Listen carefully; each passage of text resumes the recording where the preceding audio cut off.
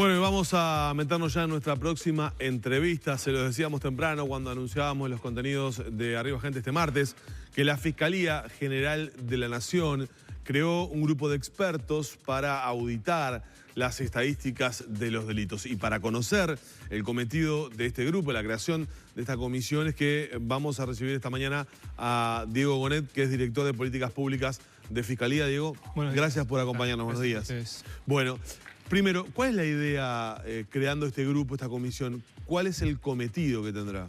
Bueno, la idea es que a partir del 1 de noviembre, con el sistema informático nuevo que pusimos en marcha y con la colaboración del Ministerio del Interior, la Fiscalía cuenta con muchísima información de muy buena calidad sobre las denuncias de delitos y lo que pasa después a partir de las investigaciones de los fiscales y la judicialización de buena parte de esos casos.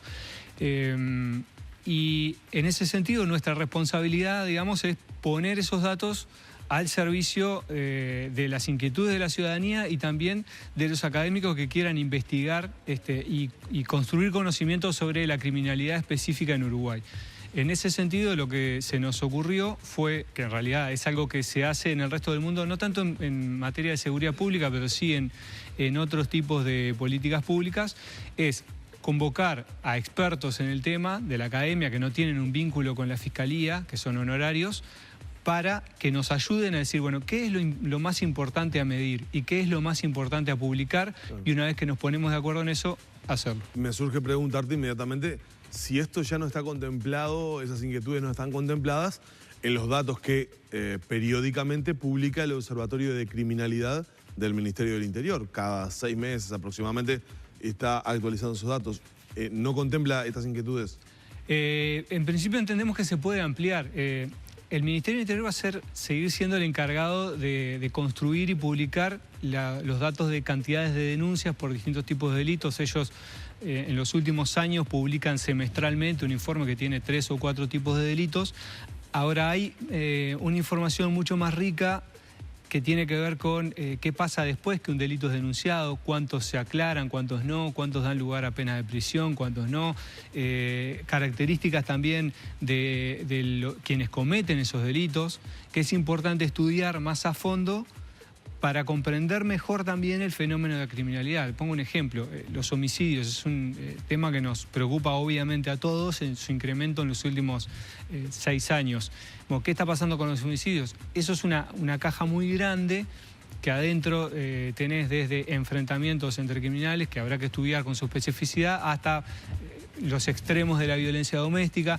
Todo eso hay que empezar a separarlo y estudiarlo más a fondo, y también no solo estudiar los delitos y las denuncias, sino qué pasa después que son denunciados y qué tan efectivo es el sistema para penar a quienes cometen delitos. Ahí está, o sea, ¿cuál es la expectativa? Generar insumos para mejorar cómo se procesan las denuncias, pero también para conocer, digamos, la naturaleza de los delitos. Exactamente. Y así generar políticas públicas, por ejemplo. Exactamente, políticas públicas que tendrán que ver con lo que es el cometido específico de la Fiscalía, que es perseguir a quienes ya cometieron delitos, pero que también pueden tener que ver con prevenir esos delitos o con atender mejor a las víctimas, etc. Hay un montón de ramificaciones que podemos tener de la información con la que contamos. Diego, profundizando en eso, decías, en otros países se aplica, se realiza, es decir, que independientemente de la información que proviene de la policía por cuestiones de denuncias, hay expertos que se quedan como con una parte más sustanciosa que tiene la información y que me imagino les permitirá arribar a determinado tipo de conclusiones. Tomando en cuenta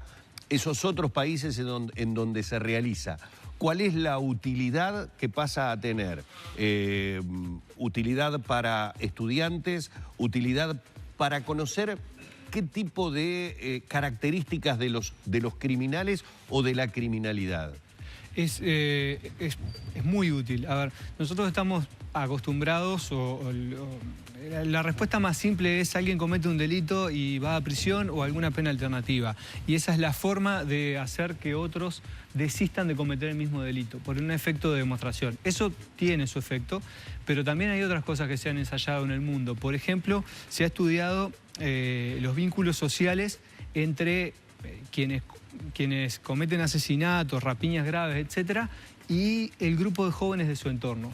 Y se sabe que cuanto, obviamente, más tiempo pasen los jóvenes de determinado barrio en cercanía de criminales que cometen delitos más graves, más rápidamente van a empezar a tener carreras delictivas. Eso que uno por sentido común lo puede llegar a estimar, cuando uno lo mide con datos objetivos, lo que le permite es decir, bueno, entonces, como han hecho otros países, por ejemplo Escocia, si podemos, en Escocia lo que han hecho son los médicos de las emergencias trabajar con ex reclusos para cada vez que identifican a alguien que viene gravemente herido, ir a trabajar con él en las semanas posteriores para tratar de que no tome represalias sobre quien lo atacó. Y de esa forma cortar los circuitos que van reproduciendo la violencia. De violencia. Exactamente. Tratan a la violencia como una epidemia, como si fuera algo contagioso. Y entonces, para evitar que se siga contagiando y reproduciendo, se trabaja sobre quienes fueron víctimas de determinado tipo de violencia para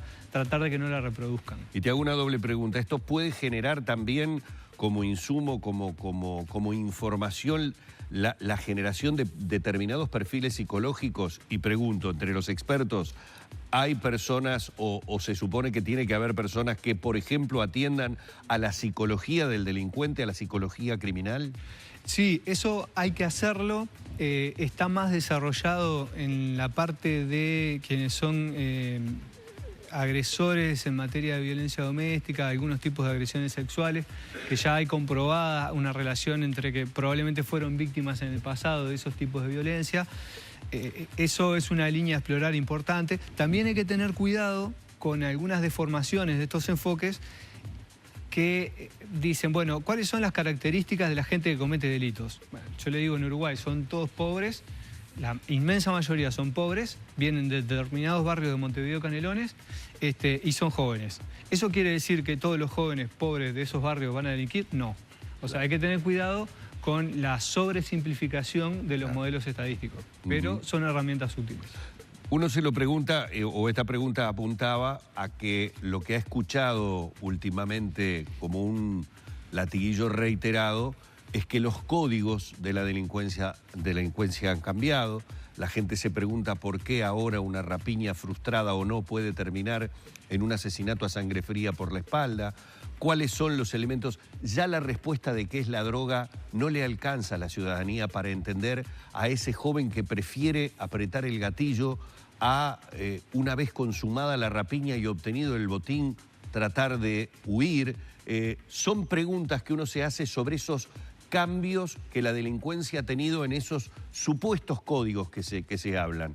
Este tipo de información desmenuzada, estudiada por expertos, ¿nos puede arrojar algo de luz sobre, digamos, esta nueva conducta delictiva que estamos teniendo? Sin duda, hay que explorar más a fondo ahí para entender cómo justamente se está reproduciendo y por qué se agrava en determinados casos la violencia. También hay estudios en otras partes del mundo que relacionan la violencia criminal con los accidentes de tránsito y uno dirá, ¿qué tiene que ver? Bueno, en realidad hay gente que explora cómo la sociedad normaliza el comportamiento violento. Y pasarse un semáforo en rojo también es un comportamiento violento. ¿Quiere decir que lo vamos a penar igual? No. Pero quiere decir que por ahí hay líneas para investigar cómo podemos contrarrestar estos fenómenos. Tú mencionás un abanico muy amplio. ¿Hay algún corte o algún segmento por el cual piense comenzarse a trabajar? Sí, nosotros estamos particularmente interesados en tratar de echar luz sobre los efectos del nuevo Código de Proceso Penal, porque es una reforma muy importante sobre la que en los primeros meses se ha discutido mucho, entonces nos interesa empezar a clarificar y a decir, bueno, estos han sido los efectos, estas son las cosas que están saliendo bien, estas son las cosas que están saliendo mal y se pueden mejorar y empezar a trabajar por ahí. Entre otras cosas porque la principal responsabilidad de la Fiscalía, junto con el Poder Judicial y el Ministerio del Interior, es implementar bien ese nuevo proceso de justicia. ¿Quiénes van a integrar ese equipo de expertos auditor? ¿De qué áreas y qué personas? Bien, en principio son 5 personas, pueden llegar a ser hasta 7. Hay 2 sociólogos especialistas en criminología de la Facultad de Ciencias Sociales, son Nicolás Trachtenberg y Ana Viña, ambos con una gran trayectoria y una excelente formación en estos temas. Hay un economista que trabaja temas de criminalidad, que es de la Universidad Católica, se llama Carlos Díaz. Hay un sociólogo que trabaja actualmente en la Facultad de Derecho que ha hecho bastantes evaluaciones de políticas públicas de seguridad, se llama Henry Trujillo. Y por último está Fabrizio Scrolini, que es un experto en gobierno abierto y trabaja en la sociedad civil y se ha especializado en exigirle a los gobiernos, porque lo ha trabajado en todo el mundo, que publiquen su información de una forma que permita ser reutilizada por la opinión pública. Diego, ¿de dónde se van a munir de información? ¿Cuál va a ser la fuente de la información para analizar a través del sistema, a través de CIPAU o por otras vías? Sí, en realidad, para arrancar vamos a tratar de explotar lo que tenemos entre manos, que ya es muy rico, y es la combinación del sistema de gestión de la seguridad pública del Ministerio del Interior, que es un sistema muy desarrollado, muy fuerte, muy valioso que ha construido el Ministerio del Interior, y el CIPAU, que es el de la Fiscalía, que es donde se empieza a registrar a partir de que se investiga una denuncia.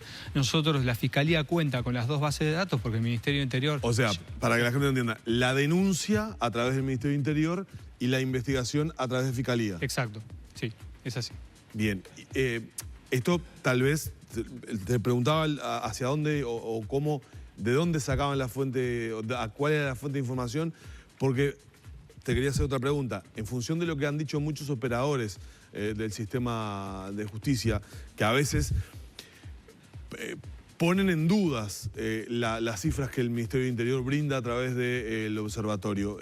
Muchas veces, por ejemplo, el último dato que surgió del observatorio en cuanto a un avance muy importante de la cantidad de homicidios, pero la tasa de resolución de homicidios sigue estando en el mismo nivel. Es decir, a mayor cantidad... La misma tasa de esclarecimiento. Varios operadores con los que hablé me dijeron este dato no es muy fidedigno porque, o sea, en realidad, y más con la entrada en vigencia del nuevo código, que se ha vuelto todo un poco más complejo para poder, en los primeros meses sobre todo, ¿no? La idea es chequear también un poco, cotejar datos del Ministerio con lo que procesa la Fiscalía. Ahí hay que aclarar dos cosas. El Ministerio publica los datos de denuncias, los datos de esclarecimiento hasta antes de la entrada en vigencia del Código los publicaba fundamentalmente el Poder Judicial, más allá de que el Ministerio del Interior sí tiene su propio conteo, pero eso tiene algunas dificultades. Pero en términos del registro de denuncias, nosotros tenemos acceso completo a la base de datos del Ministerio del Interior y no tenemos dudas sobre los datos de cantidad de denuncias que publica el Ministerio. Ahí va. No es una medida espejo, digamos, como para la creación de la comisión. No tiene entre sus cometidos cotejar datos de delitos. No, porque nosotros contamos exactamente con la misma base de datos que cuenta el Ministerio del Interior y confiamos en ella. Entonces, no vamos a revisar los datos del Ministerio del Interior. Sí vamos a sumarle los datos de la Fiscalía para explorar más en profundidad algunas cosas.